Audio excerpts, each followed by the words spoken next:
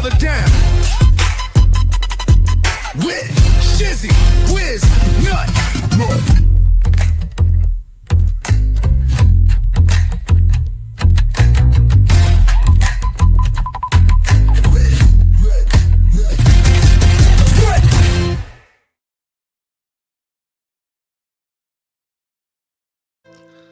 Chapter 1. Voluntarily vanished.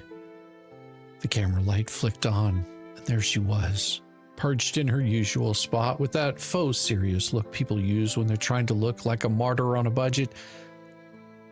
"Tonight," she announced with dramatic flair, "I bring you justice." Justice apparently lived in a single sheet of printer paper she held up like the 10 Commandments. The case number was highlighted in neon, circled twice for emphasis, just in case the chat missed the point. "You see this?" she said, giving the page a little shake. "This is real. I filed it today. A full lawsuit against him." The chat exploded like a fireworks display. "Yes, Queen! Finally holding him accountable. You're so brave. We're here for you." She nodded solemnly, pausing just long enough to let the digital applause marinate. "I didn't want to do this," she whispered, putting in the soft voice people use when they're about to say something really selfless. "But sometimes you have to stand up for yourself." What she didn't say out loud, that this was more like a do-it-yourself stage play than a lawsuit, filed on May 19th, 2025, with all the classic buzzwords: defamation, emotional distress, cyber stalking, conspiracy. It read like a melodrama. A legal grocery list of grievances designed to sound big and scary without actually holding up under the smallest amount of scrutiny, but none of that mattered right now. What mattered was the moment. The chat was frothing. Screenshots were flying. "She's suing him." Headlines were already popping up in her own private echo chamber. Optics achieved. Meanwhile, in the background, her lawyer, MF, was quietly sipping coffee and scrolling through emails. Well, he knew better.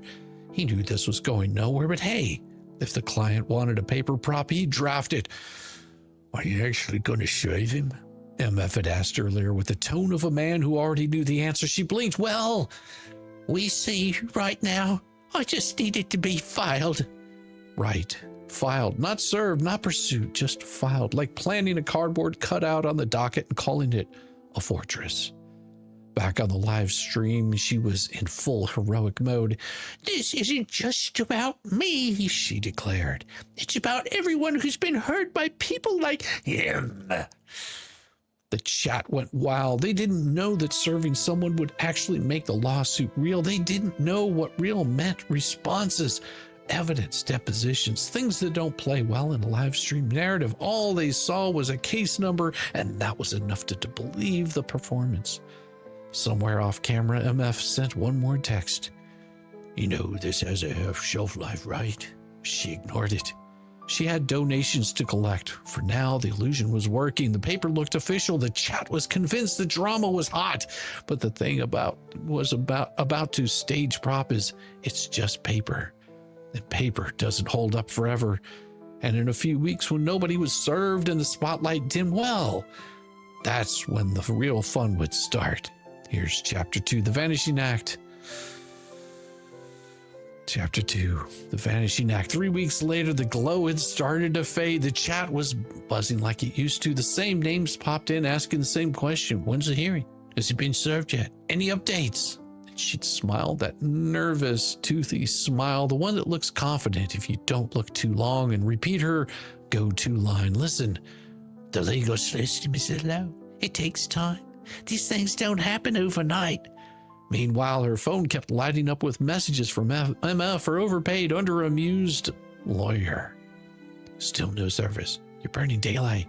If you don't serve, this whole thing just dies. You know that, right?" She glanced at the phone, sighing dramatically. Put her face down on the table. She didn't want real. Real meant he could respond, and responding meant evidence. And evidence? What was the last thing? That was the last thing she needed. A truth was simple. She'd already gotten what she wanted. The headlines, the screenshots. She filed. Hype cycle. Serving the defendants would only open doors she'd rather keep sealed. So the case just sat there. Then came June 16th. A quiet filing. A single motion that basically whispered, "Yeah, I haven't actually served anyone yet. My bad." Well, there was no live stream about that. No victory monologue, just a dull little note in the docket that her followers would never bother to read. And finally, July 17th, MF texted her again. "It's time. We're filing the dismissal. You sure about this?" She didn't answer. She didn't need to. She knew this was the plan all along. That afternoon, one neat little document went up on the court record. Voluntarily dismissal. Plaintiff voluntarily dismisses this complaint against all defendants. No hearing, no ruling, not even a courtesy of a polite courtroom scolding. Just gone quietly, like it never happened. Back on the live stream later that evening, she didn't mention, of course she didn't. She put on her best brave face, tossed her hair back and said, "Trust the process. I can't give too many details right now, but I'm working on something bigger." The chat ate it up. "Oh my God, can't wait. Stay strong. Sending you love and money." They didn't know the big lawsuit they were cheering for had just been folded up and tossed in the recycling bin. They didn't know it had never even touched the people it claimed to target. And they definitely didn't know the voluntarily dismissal was now sitting on the record like a neon sign that screamed this was never real. MF, somewhere in his office, just stood his head and shook his head and muttered, "Told you so," while uploading his final invoice. And in that moment, the illusion collapsed. Not just for the audience. Oh no, not yet, because the best part of this magic trick, the real twist, wasn't even here yet.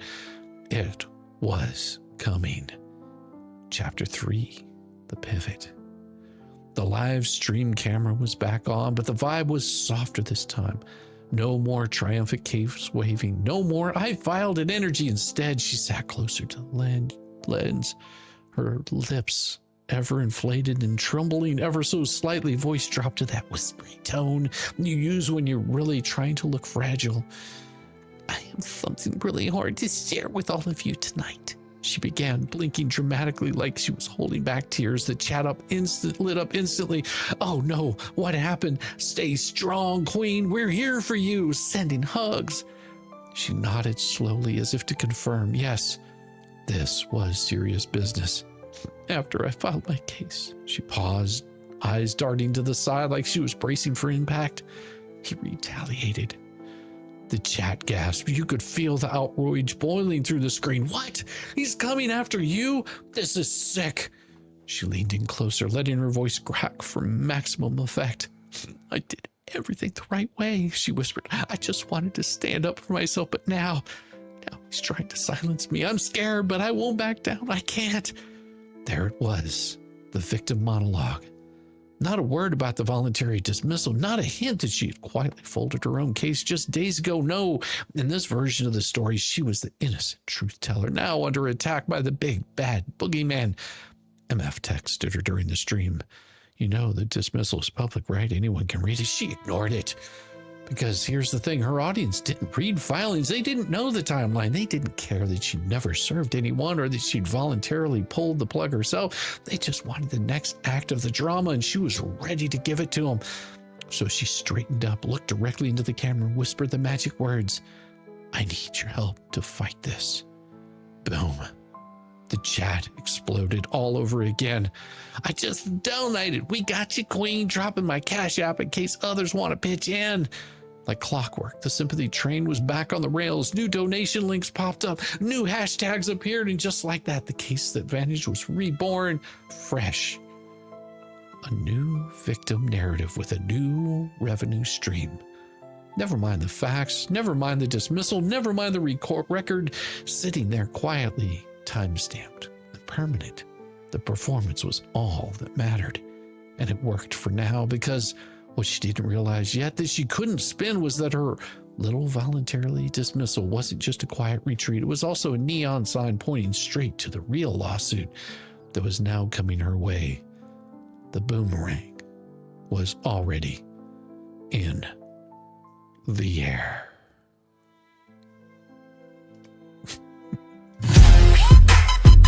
It is about time. Let's break this mother down. With Shizzy, Wiz, Nut.